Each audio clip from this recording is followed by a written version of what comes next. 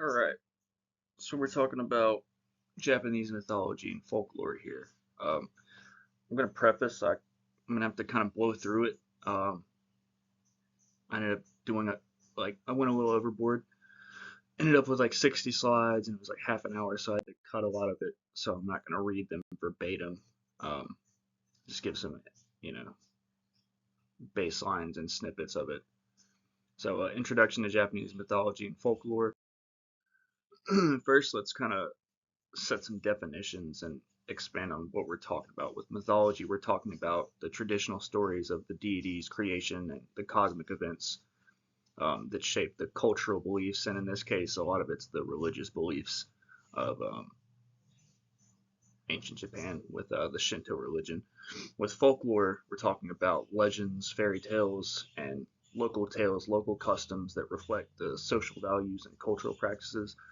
Especially with Japan, their folk tales often serve to guide and inform people on social behavior and expected behavior, um, social etiquette, and through these tales, they basically involve a lot of themes of honesty, justice, love, anger, jealousy. They serve as a lot of times cautionary tales, the originals. Um, so both are very culturally significant, especially in Japan. They both inform social practices and cultural identity and insights into the human experience. With Japanese in particular, you've got three main things that all kind of work together to create these folk stories, these folk creatures, and a lot of the mythology. The main thing is going to be Shinto. So Shinto is the actual native uh, religion of Japan, still widely popular today. Like here on the right, you see the Shinto shrine with the Kami Gate or the Torii Gate. So that's still popular today. People still go, like before exams, they'll go and pray at these shrines for good fortune and good luck on entrance exams and stuff like that. So it's still popular today. Shinto is mainly comprised of deities known as kami, but it gets kind of complicated because when talking about Shinto, the kami are deities, they're gods in a traditional sense. Um, with more folklore and mythology, kami is also a more like a general benevolent spirit. So not necessarily the idea that you would have in Western understanding of gods and goddesses, because a kami can pretty much inhabit anything, any object can be a home to a kami. It can be a rock, it can be the river beside the rock, it can be a tree, it can be even tools like hand tools, which they're called sukumogami. Those are tools that have been used so much and the people are so fond of them that use them. They inhabit a kami, so a kami comes to inhabit it. The tool gains a spirit basically, and that's also sukumogami can become a yokai, which is like a monster in Japanese, um, where basically if the tool is disposed of improperly and not treated with respect, it becomes hostile and it comes back to basically haunt and basically terrorize um, the individual. Another big influence is Chinese. The Chinese culture really meshed with and influenced the Japanese culture, religion, so much so that let me see if I have kanji here. There's not kanji here, but you'll see kanji where kanji is basically Japanese or Chinese characters that are um, imported essentially into the Japanese writing system. So they have three scripts. They have kanji, which are Chinese characters originally. They have hiragana, which is the native Japanese script or alphabet. And then they have katakana, which is used for loan words and stuff. I believe my name was in katakana in the first slide. So there's three scripts that Japanese uses. Kanji originally is Chinese in origin, Chinese Hanzi. Um, Buddhism is the third really important influence on Japanese religion. So themes of morality, enlightenment, and existence. So analysis of Japanese deities. I'll kind of blow through this. Before these next three, you have Izanami and Izanagi. Those are the creation deities. They are the ones that created the Japanese islands. they're the creator deities of this um, culture, but they're not the first deities. There is a long line of twin deities that came before. In Japanese mythology, there's typically either single kami, single gods, or twin kami. So two kami that are born or created together, and they kind of are mirror beings, so to speak. So the first and foremost in Shinto religion and Japanese mythology is Amaterasu.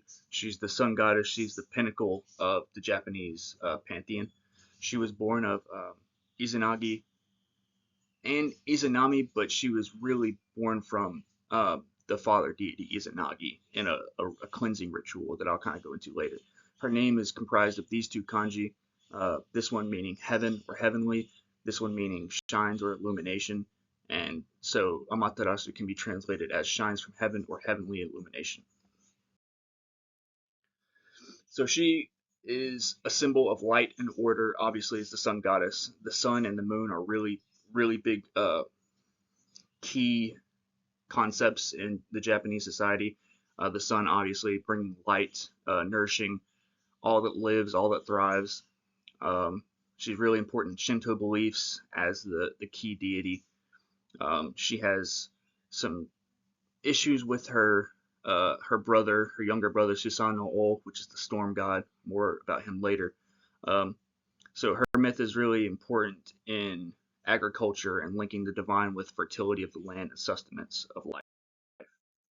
So her symbolism is for purity and light. She is uh, the focal point of a lot of festivals, mainly being a festival held at Ise Grand Shrine, which is the festival of Kanemasai, which is where offerings of the first harvest are offered to her, given to her as basically to honor her for uh, giving sustenance to the crops to begin with. So she represents fertility, life cycles, the natural cycles of life, reflecting growth and sustenance. Cultural influence, there's a lot of different things. So she symbolizes the rising sun itself, the land of the rising sun. So that shows kind of how important she is to Japanese society. Um, in at some points in Japanese history as well, the imperial family at different times will actually claim to be descendants of Amaterasu. So not only do they have a legal right to rule as the imperial family, but they have this kind of um, deified right to rule, this familial right to rule as literal descendants of the sun goddess. Next is her troublesome storm god brother, Susanoo O, translated basically a lot of times as just the great god Susanoo O, is what this means. So he's the storm god, so naturally he's somewhat impetuous and destructive in nature. A lot of his myths, the themes surround jealousy. He's jealous of his older sister Amaterasu for her being the pinnacle and being the final ruler of the heavens. Um, at some point, he throws a tantrum and gets in a fight with Amaterasu. She hides after he throws basically a sacred steed through the roof of one of her shrines or palaces, scares her palace maids. Amaterasu runs to a cave and hides. And when she finally emerges, we get this returning narrative of the sun shining out again, peeking behind the clouds. Break the sunlight breaking the storm essentially. So he's expelled from heaven at that point. He then goes on to fight Imata no Orochi, which is a gargantuan, eight-headed, eight-tailed serpent that spans 8 valleys. So huge, huge serpent, which is kind of a parallel to Jormungandr of the Norse mythology. And there you also have Thor, the god of uh, thunder, lightning, storms, also being the slayer of that beast. So there's parallels. There's a lot of parallels between Japanese mythology and like Norse mythology and Greek mythology. Um, so through his slaying of this beast, he pulls from its body the Kasagi no Tsurugi, which is a legendary sword. It's one of the three imperial regalia of Japan. He offers it to his sister Amaterasu, and they they reunite, and he's redeemed essentially. So his stories reflect the raw power of nature, and how they can be how nature can be naturally destructive and should be feared and respected, but not blindly feared. So it should be respected and given proper respect and admiration, not just blindly feared. His themes also include the consequences of actions. So it teaches that people need to be aware of what they do and how it affects the environment and other people around them. Next is Tsukuyomi, the moon god. He's my favorite. Really because of the etymology of his name here. You've got the kanji on the left is literally uh, the kanji for moon. So you see that in like Monday is moon day, Tsukuyomi's day. Not Tsukuyomi's day, but tied to him through moon day. So this is moon on the left, and then on the right, commonly pronounced Yomi or Yomu, is reed. So his name literally translates as moon reading or moon reading man. Like you don't see a lot about him. He's really got one main thing that happens, and he is banished. Again, you see banishment happening. He is the twin mirror being to Amaterasu, his sister wife, and he is her consort. Um, so this gets more into the creation of these three deities here. So they differ, but mainly the prominent source is describing the creation of the heavenly trio, which is commonly referred to as the three precious children. Um, so their births they result from Izanagi's cleansing ritual. Upon return from the land of the dead, Yomi, um, he had ventured there to reclaim his wife Izanagi, his sister wife, the other creation deity. Um, and so during the cleansing ritual, he comes out and tries to cleanse his himself in the sacred waters after being in the land of the dead. So during the ritual, he first cleans his left eye, and from that comes the first Amaterasu, the sun kami. She's the firstborn and the rightful ruler of the heavens. From his right eye comes Tsukuyomi, the moon kami, and that kind of establishes the two as being mirrored beings and being future husband and wife. Finally, from his nose comes Susanoo O, the storm kami. Might be why he's got such problems. He might have an inferiority complex from being born from his father's nose. Maybe not. I'm not sure. Um, so yeah, so through that ritual, they're all three of the precious children are born, and yeah. So the reason Tsukuyomi is not seen often or heard of often is because essentially what happens is the goddess of or the goddess or a goddess of food, Ukemochi, was hosting a feast, a divine feast. Materasu could not be there, so she sends her consort Tsukuyomi in her stead. Now Ukemochi creates the feast by spitting fish, rice, and deer from her mouth and pulling additional foods from her other orifices, whatever that means. Tsukuyomi, being this figure of order and etiquette, he's a staunch, upholder of order and etiquette in the cosmos, that he's disgusted by her actions. And some say he kills her on the spot, others say that he demands that she is killed. Mainly, though, it's said that he just kills her on the spot. In a rage, he just kills her because he's so disgusted by her poor etiquette. So upon hearing this, and his wife and sister, Amaterasu, the sun goddess, she banishes her husband from heaven and labels him as evil. He's now an evil kami. Later, I kind of discuss how it might even be stretched to say he now is becoming a yokai, where yokai and kami are kind of two sides of the same coin, where a kami is a worshipped yokai, and a yokai is just a malevolent or ignored, unrevered kami. So he becomes banished from heaven, and he's never allowed to return to Amaterasu's side in heaven. So that is the birth of night and day, where Tsukuyomi now endlessly pursues his wife through the skies and the heavens. So you get the moon chasing the sun in the skies day over day, and that's how that myth is born. So he represents the fleeting nature of beauty and nature, the values of marriage. You see a lot of stuff where Amaterasu is this pinnacle in the family unit, uh, in the divine family unit, and some of that stuff still we see today, where in Japanese society, typically, yes, the man is the head of the household as it is in a lot of cultures, but the the women of the family are not just supposed to be blindly subordinate. Women in Japanese society are actually the uh, the the money managers, I guess you could say. They literally manage the income of the family. They manage expenses and bills, and they essentially control the money of the family. So they're seen in many ways as on par with the husbands, though typically you're gonna hear that basically the man is still uh, holds more power in the family. But there's a nice parallel there where women are still given a key responsibility in the family unit.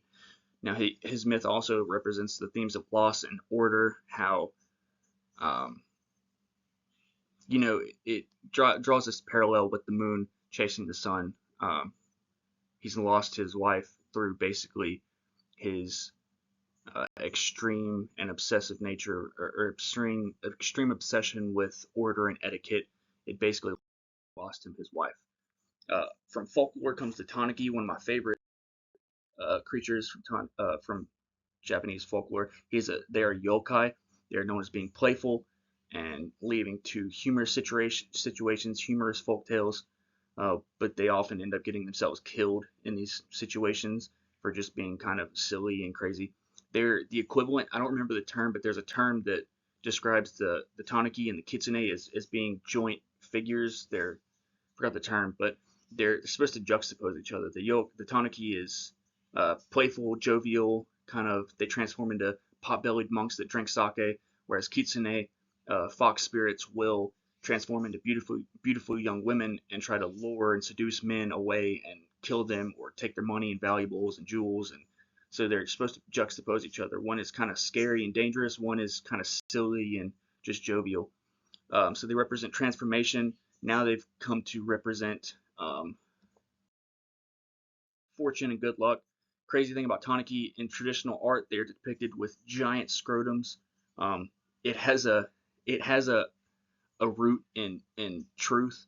Um, Basically, in the Kanazawa, not Kanagawa, Kanazawa period or prefecture in Edo period, there were goldsmiths that would use real life Japanese raccoon dogs, which is Tanuki, what the Tanuki is based off of. They would use real raccoon dog scrotums to hold the gold that they would work with, and they would hammer the gold into gold leaf and use the scrotum to protect it, keep it from getting scored. So that develops into a term called kinotama, or ball of gold, literally. I think that's in here. Yeah, down at the bottom, kinotama.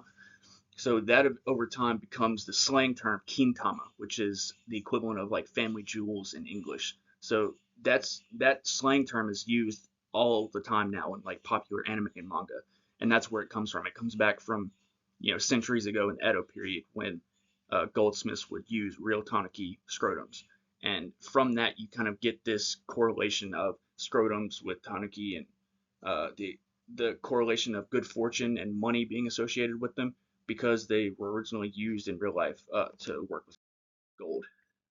Modern significance, you see them everywhere. Since they represent good fortune, you see statues like this again with the you know large scrotums. They're they're represented like that everywhere. Like here, this isn't a business. This is going to be in someone's garden in their home to just provide good fortune and good luck. Down here in the left corner is my favorite tanuki from anime. His name is Hachi in Inuyasha. Now, a quick note, this is what I meant earlier. So with kami and yokai, kami are seen as deities and benevolent spirits. Yokai are typically seen as either neutral or just outright evil, and they're monsters. But they're two sides of the same coin, is what scholars are saying. Where a kami is just a worshipped yokai that's revered, and a yokai is just an unrevered kami, or a kami that's fallen out of grace.